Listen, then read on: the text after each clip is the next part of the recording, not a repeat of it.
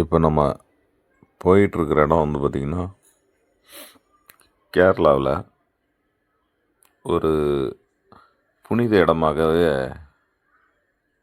பார்த்துக்கிறாங்க. இதுதான் அல்போன்ஸ் அம்மாள் அவங்களுடைய கல்லறை இருக்க இடம். இங்கே தான் நம்ம இப்போ போயிட்டுருக்குறோம். இது வந்து என்ட்ரன்ஸ் நம்ம உள்ளே போகிறதுக்கான என்ட்ரன்ஸ் இதுதான். அதனால என்ட்ரன்ஸ்லேருந்து வீடியோ எடுக்கலான்னு சொல்லிட்டு எடுத்தோம்.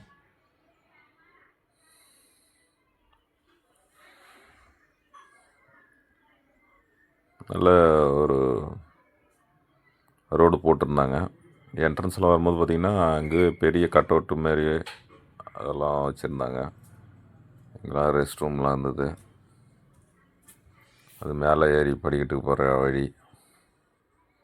இது இந்த சைடு வந்தோம்னா நமக்கு பார்க்கிங்கு. இந்த கோவிலினுடைய அமைப்பு.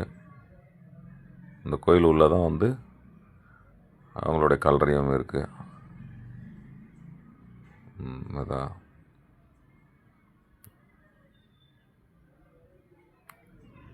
அவங்க கல்லறை இது உள்ளதாக இருக்குது. நம்ம காரணி திருப்பி. வணக்கம் தமிழ் மக்களே. இது வந்து பார்த்திங்கன்னா கேரளாவில் பாலா என்ற இடத்துக்கு பக்கத்தில் பாரணங்கணம்னு சொல்லிட்டு ஒரு ஊர். அங்கே தான் வந்து நம்ம அல்போன்ஸ் அம்மாவுடைய கல்லறை இருக்குது. இவங்க வந்து 1910 பிறந்திருக்காங்க. 1910 பிறந்தவங்க கிட்ட அவங்களுக்கு ஒரு 13-14 வயசில் வந்து குழந்தை தெரசம்மா மேலே ரொம்ப பற்று வந்து இருப்பதனால சிஸ்டர் ஆகியிருக்காங்க. இவங்க சிஸ்டர் ஆனது இந்த ஏரியாவில் தான் வந்து பணிபுரிஞ்சிருக்காங்க.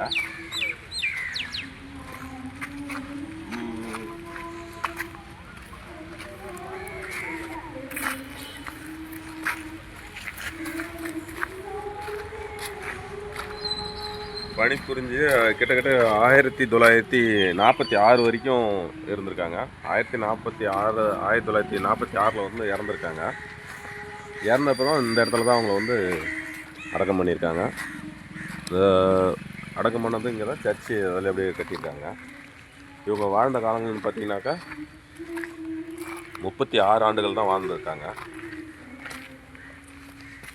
இன்னொரு குறிப்பிட்ட என்ன விஷயம் என்னன்னாக்கா, இந்தியாவிலே முதன்மையான புனிதர் இவங்க தான் வந்து சொல்லப்படுகிறாங்க.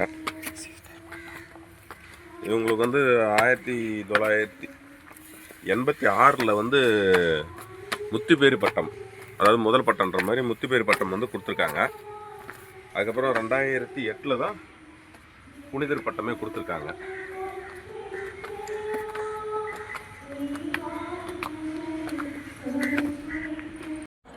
இங்கே வந்து நிறைய பக்தர்கள் வந்துட்டு இருக்காங்க.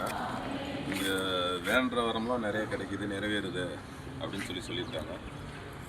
இப்போ கூட பூசை நடந்துகிட்ருக்கு. நிறைய பேர் வெளி மாநிலத்தவர்களும் வந்து வராங்க, வெளிநாட்டவர்களும் வந்துட்டுருக்காங்க. இந்த கோயிலில் உள்ளே தான் வந்து இருக்குது. அதாவது பூசை வைக்கும் போது மட்டும்தான் வந்து உள்ளே இருக்கிற அந்த சிலுவை தெரிகிற மாதிரி ஓப்பனில் இருக்கும். பூசை முடிஞ்ச உடனே உள்ளே வந்து ஸ்க்ரீனை வந்து க்ளோஸ் பண்ணிடுறாங்க. அப்போ வந்து உங்களுக்கு வந்து வெறும் ஸ்க்ரீன் மட்டும்தான் இருக்கும். மற்றபடி அந்த கல்லறை முன்னால் இருக்கிறதுனால பூசை வைக்கும் போது மட்டும்தான் பீடம் ஓப்பனில் இருக்கும். பூசை முடிஞ்சோடனே பீடத்தை வந்து க்ளோஸ் பண்ணிடுவாங்க, அரைச்சிடுவாங்க.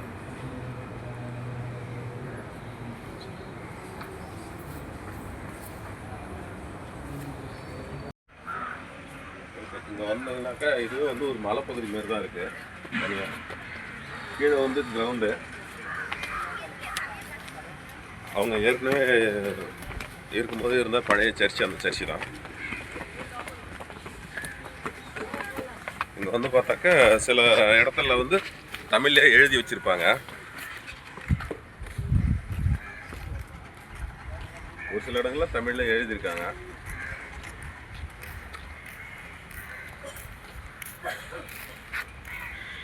மேலேயும் இருக்கிற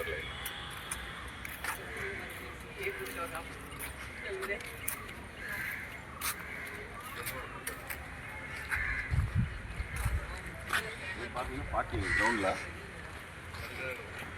தனியாக கிரவுண்டு இது வந்து பார்க்கிங்னு விட்டுருக்கிற இடத்துல வந்து வண்டி எவ்வளோ வண்டி வந்துருக்கு பாருங்க. வேறு அடிக்கடி நிறைய பேர் வந்து பார்த்துட்டு போயிட்டுருக்காங்க.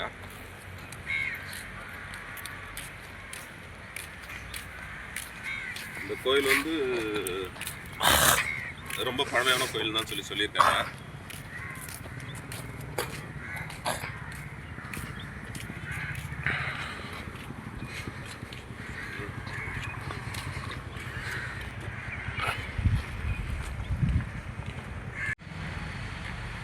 இது வந்து பக்கத்தில் இந்த ஸ்கூல் இருக்குங்க. அவங்க வந்து குழந்தைங்க மீது ரொம்ப பற்றோட அன்போடு இருப்பாங்க அப்படின்னு சொல்லியிருக்காங்க.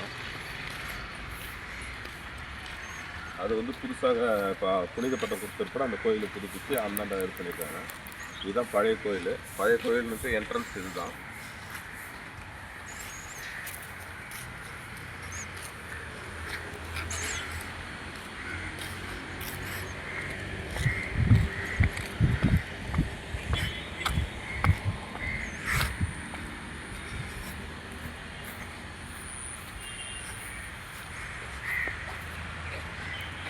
வந்து பாலாவில் இருந்து நிறைய பேர் சபரிமலைக்கு போகிறவங்க கூட இந்த கோயிலை பார்த்துட்டு போயிருந்துருப்பாங்க. அதாவது கோயம்புத்தூர் வழியாக பாலா வழியாக வந்து எருமேரிக்கு போகிறவங்களாம் அந்த கோயிலை பார்த்துட்டு போகிறதுக்கான வாய்ப்பு நிறைய இருக்குது. ஒவ்வொரு முடிஞ்சால் ஒரு விசிட் பண்ணிட்டு பாருங்க.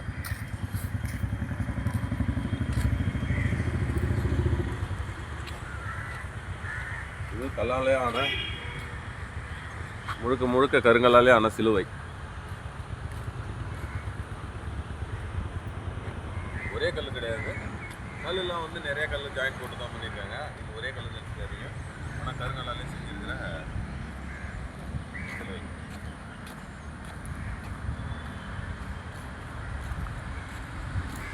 நம்ம இயேசுநாதனுடைய சுரூபம், ஒரு பெரிய சுரூபமே ஒன்று இருக்குது.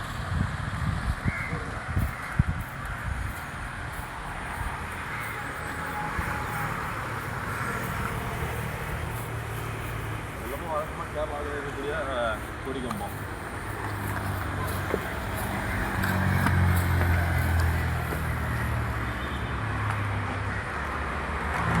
இதுதான் வந்து கேரளாவில் தான் இருக்கக்கூடிய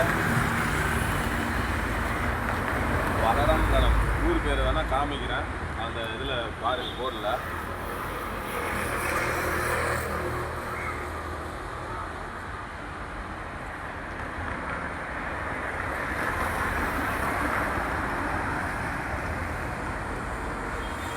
ஓகே, மீண்டும் ஒரு இடத்துல இருந்து சந்திப்போம். நன்றி, வணக்கம்.